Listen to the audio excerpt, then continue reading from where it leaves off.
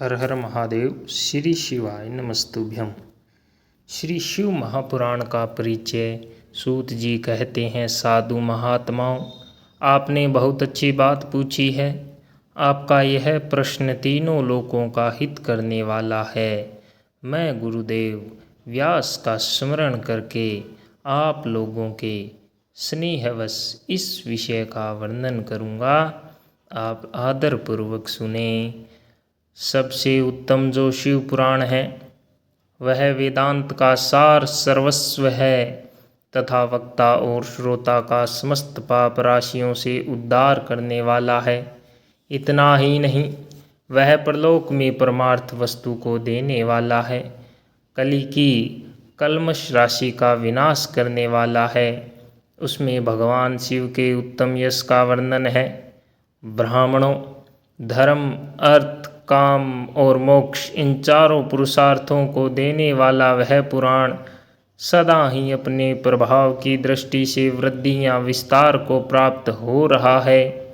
विप्रवरो, उस सर्वोत्तम शिव पुराण के अध्ययन मात्र से वे कलयुग के पापासक्त जीव श्रेष्ठतम गति को प्राप्त हो जाएंगे।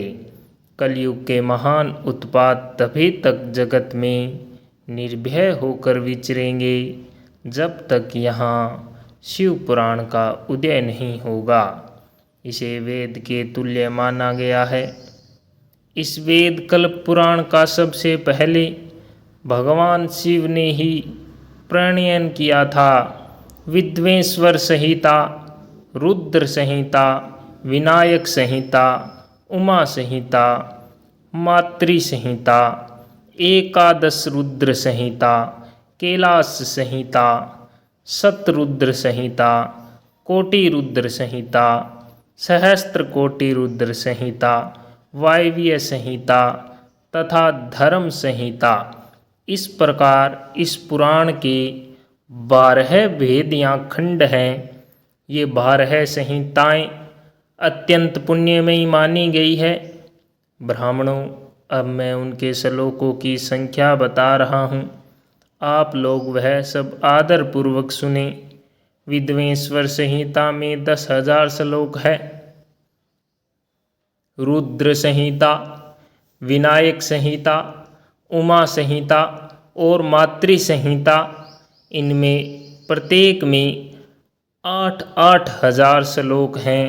ब्राह्मणों, एकादश रुद्र संहिता में 13,000, कैलाश संहिता में 6,000, शतरुद्र संहिता में 3,000, कोटि रुद्र संहिता में 9,000, सहस्त्र कोटि रुद्र संहिता में 11,000, वायव्य संहिता में 4,000 तथा धर्म संहिता में 12,000 श्लोक है।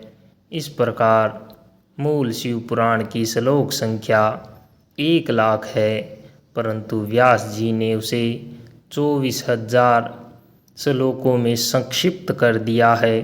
पुराणों की क्रम संख्या के विचार से इस शिव पुराण का स्थान चौथा है। इसमें 7 संहिताएं हैं। पूर्व काल में भगवान शिव ने ही श्लोक संख्या की दृष्टि से 100 करोड़ श्लोकों का एक ही पुराण ग्रंथ ग्रंथित किया था। सृष्टि के आदि में निर्मित हुआ वह पुराण साहित्य अत्यंत विस्तृत था। फिर द्वापर आदि युगों में द्वैपायन, व्यास आदि महर्षियों ने जब पुराण का 18 भागों में विभाजन कर दिया, उस समय संपूर्ण पुराणों का संक्षिप्त स्वरूप केवल 4 लाख श्लोकों का रह गया। उस समय उन्होंने शिव पुराण को 24,000 श्लोकों में प्रतिपादन किया। यही इसके श्लोकों की संख्या है। यह वेद तुल्य पुराण 7 संहिताओं में बंटा हुआ है। इसकी पहली संहिता का नाम विद्वेश्वर संहिता है। दूसरी रुद्र संहिता समझनी चाहिए। तीसरी का नाम शतरुद्र संहिता, चौथी का कोटि रुद्र संहिता, पांचवी का उमा संहिता, छठी का कैलाश संहिता और सातवीं को वायव्य संहिता कहा है। इस प्रकार ये 7 संहिताएं मानी गई है। इन 7 संहिताओं से युक्त दिव्य शिव पुराण वेद के तुल्य प्रामाणिक एवं सबसे उत्कृष्ट गति प्रदान करने वाला है। यह निर्मल शिव पुराण भगवान शिव के द्वारा ही प्रतिपादित है। इसे शिव शिरोमणि भगवान व्यास ने संक्षेप से संकलित किया है। यह समस्त जीव समुदाय के लिए उपकारक, त्रिविध तापों का नाश करने वाला, तुलना रहित एवं सत्पुरुषों को कल्याण प्रदान करने वाला है।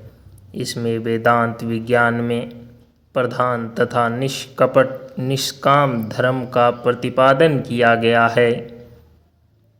यह पुराण ईर्ष्या रहित अंतःकरण वाले विद्वानों के लिए जानने की वस्तु है। इसमें श्रेष्ठ मंत्र समूहों का संकलन है तथा धर्म, अर्थ, काम, स्त्री वर्ग की प्राप्ति के साधन का भी वर्णन है। यह उत्तम शिव पुराण समस्त पुराणों में श्रेष्ठ है।